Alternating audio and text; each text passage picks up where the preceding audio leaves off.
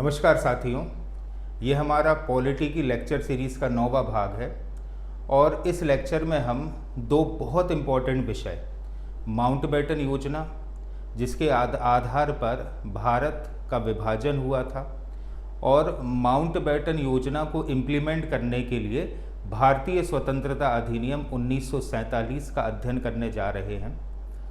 चलिए हम शुरुआत करते हैं अपने लेक्चर से। सबसे पहले हम पढ़ते हैं माउंटबेटन योजना के प्रमुख प्रावधान क्या क्या थे। माउंटबेटन योजना वर्ष 1947, इतना हम पढ़ चुके हैं कि कैबिनेट मिशन योजना भारत में आई। उसके पहले क्रिप्स मिशन भारत में आया, जिन्होंने ये सजेस्ट किया था कि किस प्रकार से भारत के संविधान का निर्माण होगा। इसके अतिरिक्त अपन ने देखा कि किस प्रकार से संविधान सभा के चुनाव आयोजित हुए, संविधान सभा का गठन हुआ, वही संविधान सभा अंतरिम सरकार के रूप में कार्य करने लगी। अब इस अंतरिम सरकार को पूर्ण सरकार में परिवर्तित करने के लिए ज़रूरी था भारत को स्वतंत्र कराना। भारत जब स्वतंत्र हो जाएगा तब भारत का संविधान लागू होगा और नई सरकार का गठन होगा। तो भारत को स्वतंत्र करने के लिए जो भी नेसेसरी क्रियाकलाप रहेंगे वो तमाम सारी चीज़ें हमें बता रहे हैं कौन? लॉर्ड माउंटबेटन, जो भारत के नए वाइसरॉय बनकर आए थे। चलिए हम बात करते हैं माउंटबेटन योजना की और उसके प्रमुख प्रावधानों की। तो कैबिनेट मिशन योजना के अंतर्गत पंडित जवाहरलाल नेहरू को अंतरिम सरकार बनाने हेतु आमंत्रित किए जाने के विरोध में मुस्लिम लीग ने 16 अगस्त 1946 को प्रत्यक्ष कार्यवाही दिवस या डायरेक्ट एक्शन डे मनाया। अपन ने देखा था कि जो संविधान सभा के चुनाव हुए थे उसमें लीग की स्थिति वाकई बेहद कमज़ोर थी। तो मुस्लिम लीग को ऐसा लगने लगा कि उसकी जो पृथक पाकिस्तान की डिमांड है वो पूरी नहीं हो सकती। इसीलिए अपने कहना चाहिए कि पाकिस्तान को बनाने के लिए इन्होंने हिंदुओं का कत्लेआम शुरू करा दिया। पूर्वी भारत में बेहद तरीके से डायरेक्ट एक्शन डे के दिन हिंदुओं का कत्लेआम हुआ। बहुत सारी मूवीज़ भी इस डायरेक्ट एक्शन डे के लिए बनी हैं, ठीक है। उनमें से एक स्थान था, कौन सा? नवाखली। नवाखली जो स्थान था, यहाँ पर सबसे ज़्यादा जो रोष है डायरेक्ट एक्शन डे का वो देखने को मिला था। नवाखली की जो घटना है ये अपन बहुत डिटेल में इतिहास में पढ़ेंगे। आप तो अभी इतना समझो कि जब जवाहरलाल नेहरू को कहना चाहिए कि सरकार बनाने के लिए आमंत्रित किया, तब कांग्रेस तो बहुमत में ही थी। तो लीग ने क्या किया? 16 अगस्त 1946 को मनाया क्या? प्रत्यक्ष कार्यवाही दिवस। ये बताने के लिए कि हम कितने पावरफुल हैं और अगर पाकिस्तान बनाने नहीं दिया तो इसी प्रकार से हिंदुओं का कत्लेआम किया जाएगा। इसके परिणाम स्वरूप देश में भीषण सांप्रदायिक दंगे हुए। क्या हुआ था बेटा? डायरेक्ट एक्शन डे के दिन पूरे भारत में भीषण सांप्रदायिक दंगे हुए थे, लेकिन सबसे ज़्यादा दंगों की जो रोष था ये देखने को मिला था पूर्वी भारत में। मुस्लिम लीग ने बाद में अंतरिम सरकार में शामिल होकर भी संविधान सभा का विरोध जारी रखा।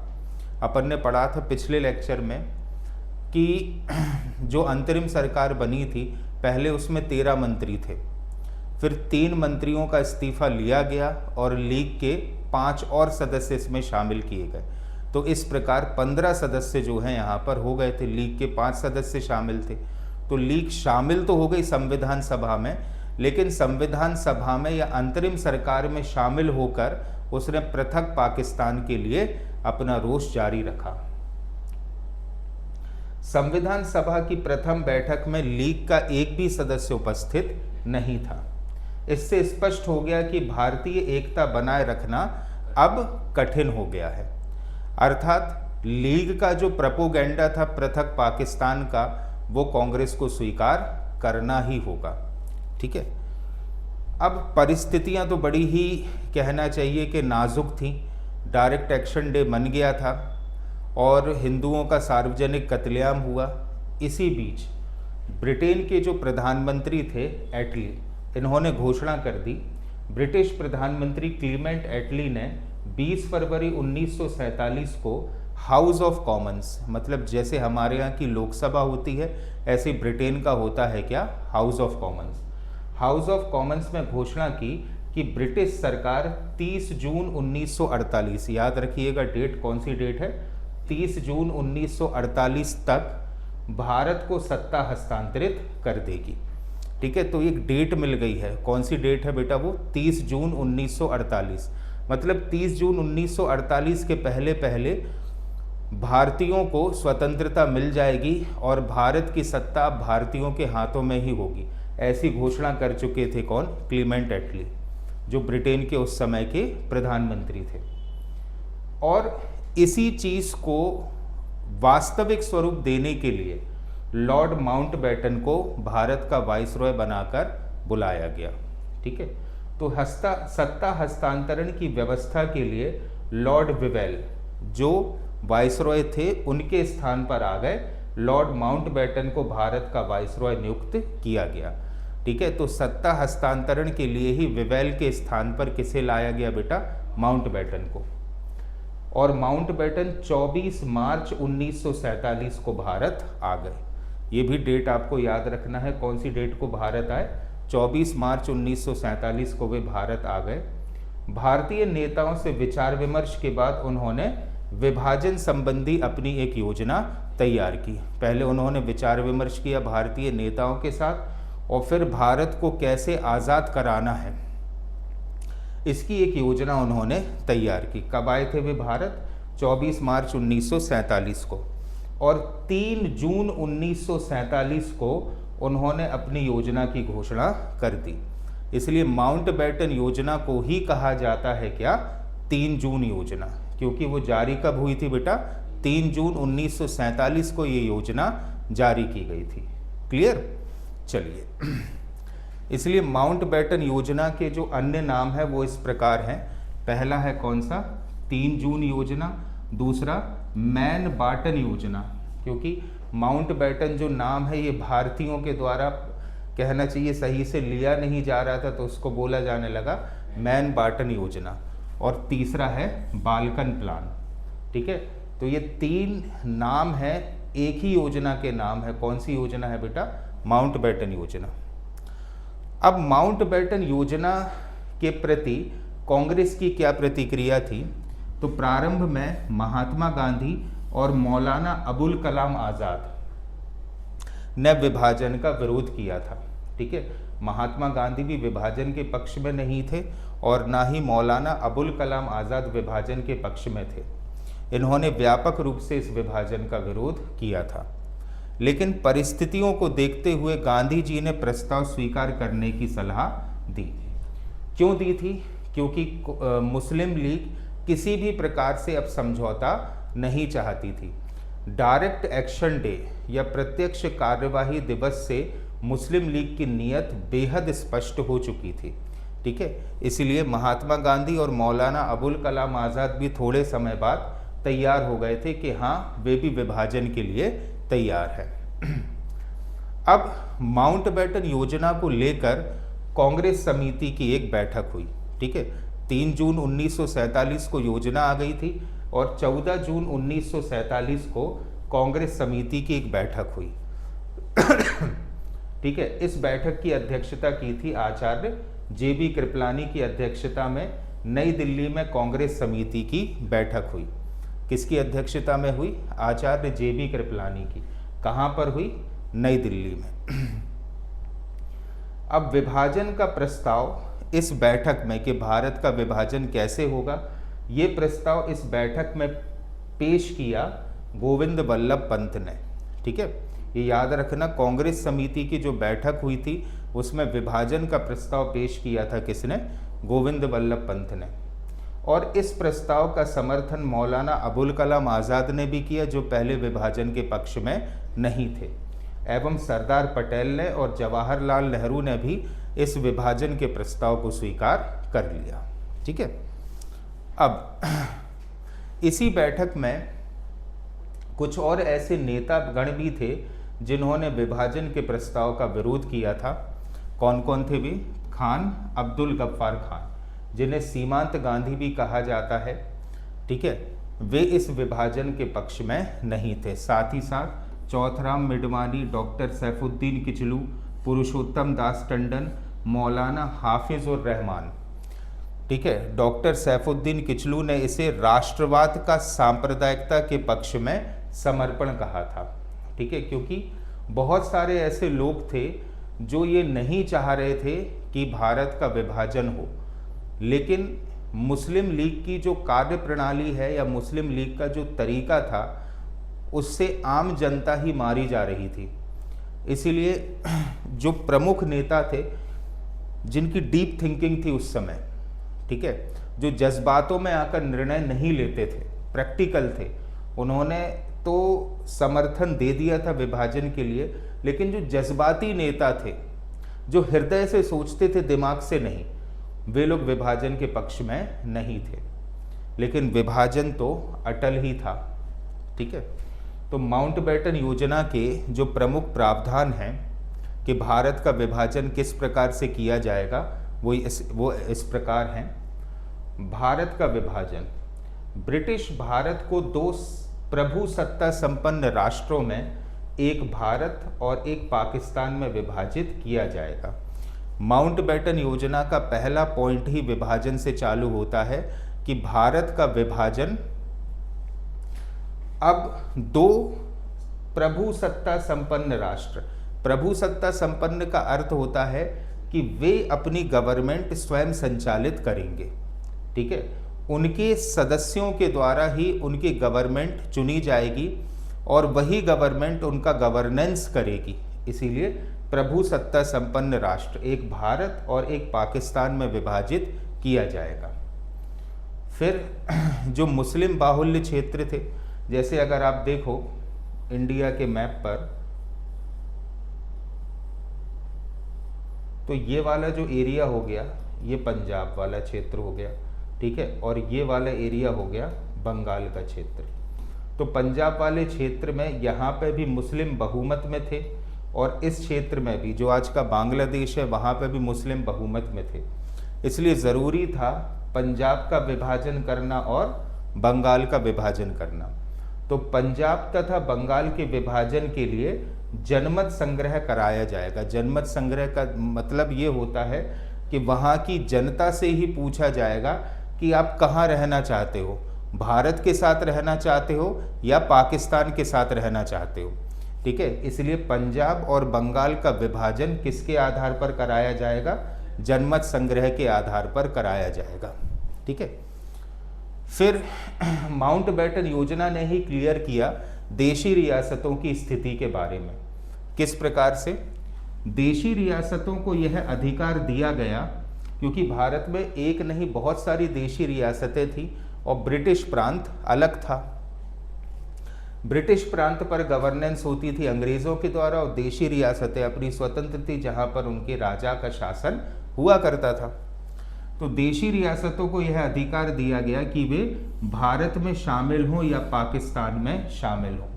मतलब इससे आपको ये नहीं लगता कि अंग्रेज़ प्लान कर रहे थे भारत को छोटे छोटे से टुकड़ों में तोड़ने की, क्योंकि कोई देशी रियासत का राजा, मान लो देशी रियासत भारत के मध्य में हो इस इलाके में, जैसा कि हैदराबाद के साथ हुआ था। वहाँ के जो कहना चाहिए कि नवाब थे वो पाकिस्तान के साथ जाना चाह रहे थे, तो बीचों बीच से एक रास्ता पाकिस्तान का निकलता, तो भारत को बहुत सारे टुकड़ों में तोड़ने की योजना थी अंग्रेज़ों की। क्योंकि ये वाला पॉइंट उन्होंने इस योजना में दे दिया था। क्या पॉइंट था? कि देशी रियासतें चाहें तो भारत में रहे या फिर पाकिस्तान में शामिल हो सकती हैं, अर्थात उनकी सर्वोच्चता समाप्त कर दी गई। ठीक है, संविधान की वैधता की यदि बात करें, जो संविधान बनाया जा रहा था उसकी वैधता की, कि संविधान सभा द्वारा निर्मित संविधान केवल उन क्षेत्रों में ही लागू होगा जो उसे स्वीकार करेंगे। केवल उन क्षेत्रों में ही लागू होगा जो उसे स्वीकार करेंगे। मतलब अगर कोई देशी रियासत चाहती है कि वो इस संविधान को स्वीकार ना करे तो वो अपना स्वयं का संविधान बना सकती है। तो ये भी एक कहना चाहिए उलझाने वाला विषय माउंटबेटन योजना में दे दिया। ठीक है, तो संविधान की सर्वोच्चता पर भी यहाँ सवाल उठता है। फिर राष्ट्रमंडल की सदस्यता की यदि बात करें बेटा अपन, तो देखो सबसे पहले ये समझ लो राष्ट्रमंडल या कॉमनवेल्थ ये क्या होता है। ये ऐसे देशों का समूह है जिन पर कभी ना कभी ब्रिटेन ने राज किया है या ब्रिटेन के राजा या रानी ने यहाँ पर शासन किया है। क्योंकि भारत पर भी शासन किया और भारत से ही निकलकर बना है पाकिस्तान, तो पाकिस्तान पर भी शासन किया है किसने? ब्रिटेन ने। इसलिए भारत और पाकिस्तान को राष्ट्रमंडल की सदस्यता छोड़ने का अधिकार होगा। हालांकि इंडिया ने आज तक राष्ट्रमंडल की सदस्यता को नहीं त्यागा है, लेकिन फिर भी भारत या पाकिस्तान चाहे तो राष्ट्रमंडल की सदस्यता छोड़ सकते हैं। ऐसा उल्लेख हुआ कहाँ पर? माउंटबेटन योजना में। लेकिन सदस्यता बने रहें अथवा सदस्यता छोड़ दें, इससे कोई फर्क नहीं पड़ता, कोई नॉनसेंस चीज़ है ये। ठीक है, अब परिणाम क्या है माउंटबेटन योजना का? तो कांग्रेस तथा मुस्लिम लीग सहित अधिकांश दलों ने योजना को स्वीकार कर लिया। भाई मुस्लिम लीग तो बैठी ही है नाक का फन लिए कि बस विभाजन कर दो तो हम फन नहीं मारेंगे। इस योजना को कानूनी रूप देने हेतु ब्रिटिश संसद ने भारतीय स्वतंत्रता अधिनियम 1947 पारित किया। देखो जितने भी नियम हैं उन नियम को इम्प्लीमेंट करने के लिए सबसे ज़रूरी चीज़ होती है कानून का निर्माण। ये उस समय की बात है जब भारत की लोकसभा तो थी नहीं, ना राज्यसभा थी, ना संविधान था। इसीलिए भारतीय स्वतंत्रता अधिनियम 1947 कहाँ से पारित हुआ? ब्रिटेन की संसद से। क्यों पारित हुआ? क्योंकि लॉर्ड माउंटबेटन ने भारत आकर भारत के विभाजन के लिए जो मार्ग बताया था उस मार्ग को इम्प्लीमेंट करना, उसे लागू करना काफ़ी ज़रूरी था। और लागू करने के लिए ही पारित किया गया कौन सा? भारतीय स्वतंत्रता अधिनियम 1947। चलिए अब अपन ने जो कुछ भी अभी पढ़ा है जल्दी से उसका रिवीजन कर लेते हैं। तो मुस्लिम लीग द्वारा प्रत्यक्ष कार्यवाही दिवस कब मनाया गया? 16 अगस्त वर्ष 1946 को।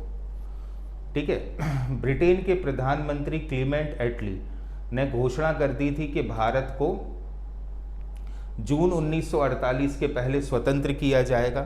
ये घोषणा कब हुई? 20 फरवरी 1947 को ये घोषणा की गई थी। माउंटबेटन भारत आए 24 मार्च 1947 को और उन्होंने अपनी योजना पेश की 3 जून 1947 को। माउंटबेटन योजना के ही अन्य नाम है 3 जून योजना, बाल्कन प्लान। और माउंटबेटन योजना को ही इम्प्लीमेंट करने के लिए कौन सा कानून आया? भारतीय स्वतंत्रता अधिनियम 1947 लाया गया। क्लियर? तो ये है बेटा हमारा क्या? माउंटबेटन योजना। ठीक है, चलिए अब इसकी जो PDF है बेटा वो आपको हमारे टेलीग्राम चैनल पर उपलब्ध हो जाएगी। ठीक है, और बाय चांस अगर आपको सागर यूथ पाठशाला के ही नाम से हमारा टेलीग्राम चैनल है, बाय चांस अगर आपको कोई दिक्कत भी जा रही है तो आप हमें कॉल या मैसेज करने के तरीक़ों से, माध्यम से पूछ सकते हैं।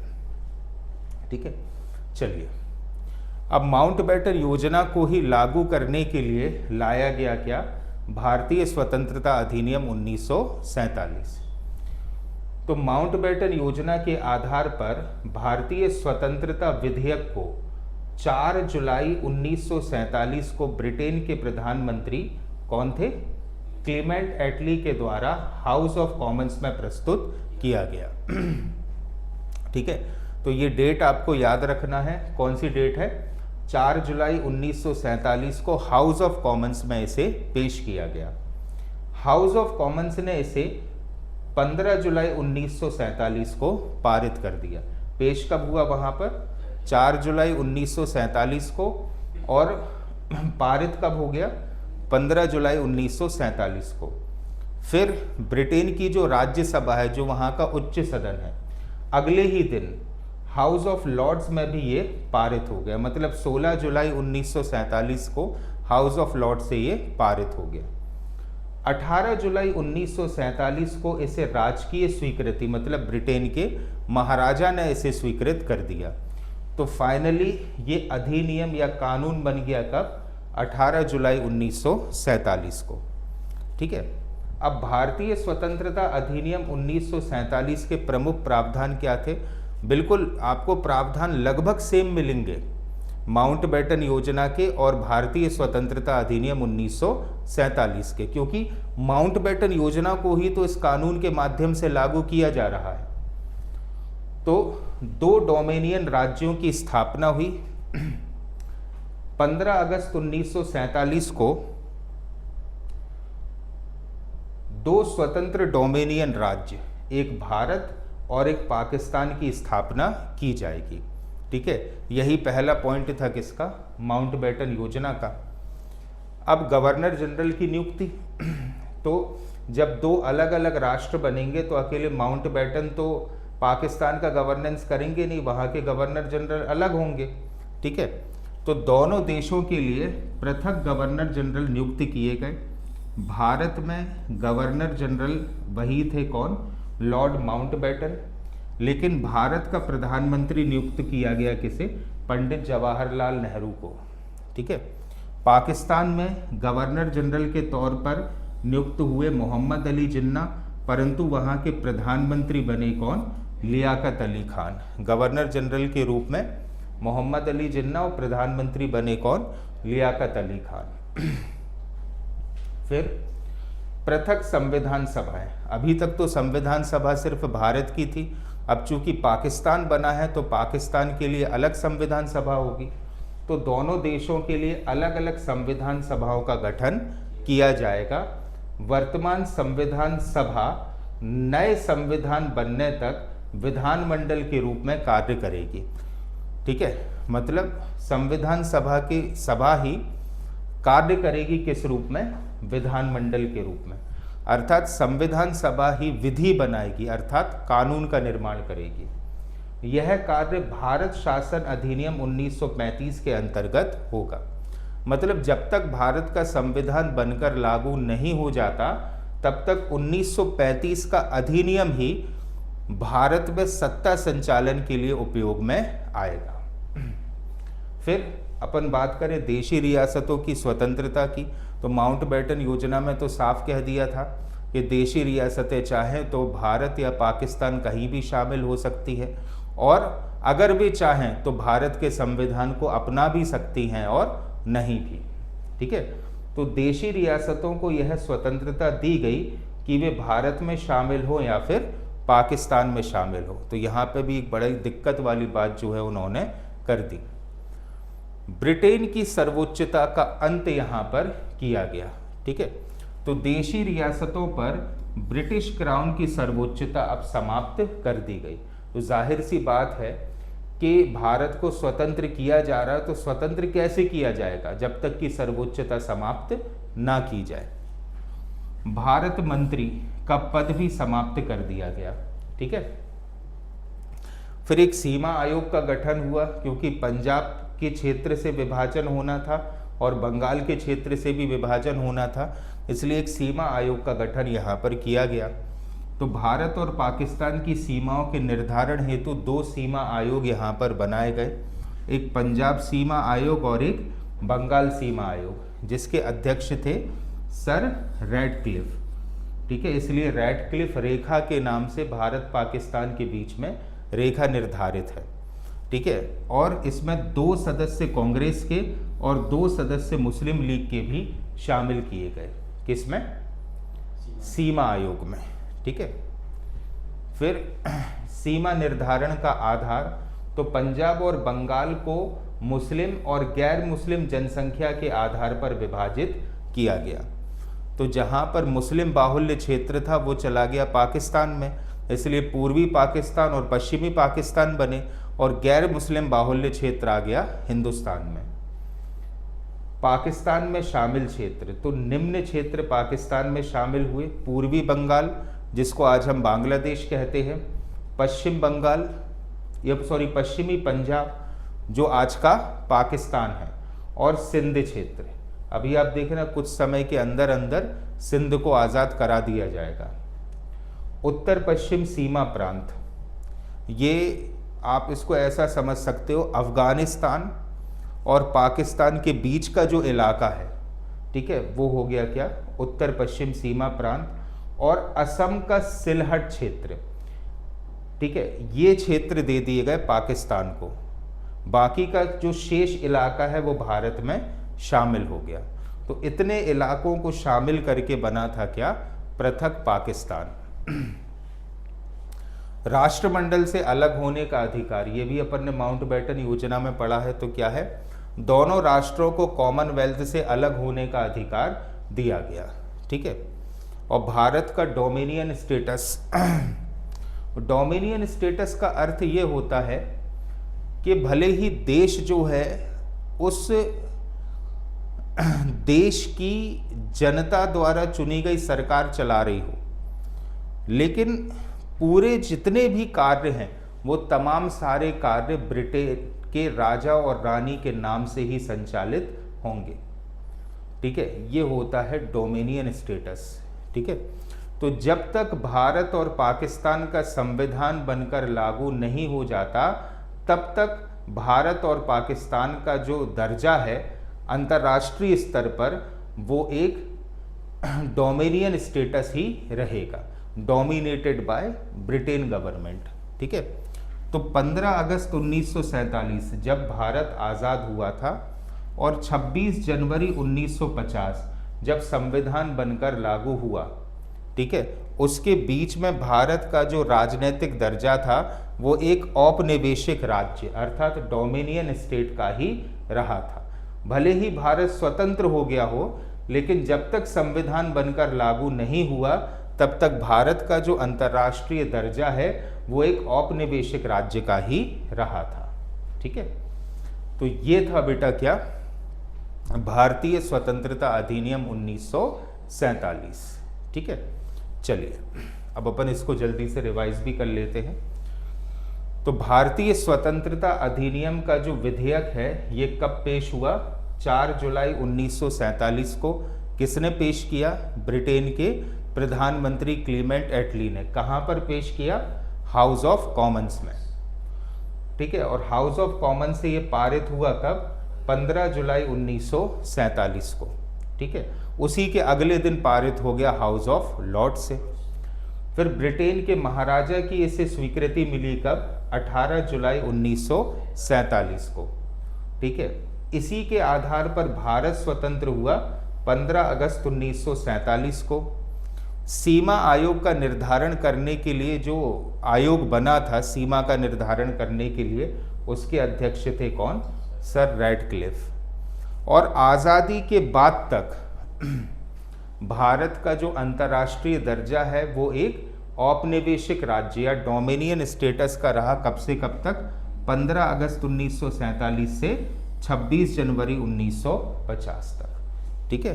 तो इतना जो है बेटा आपको याद रखना है।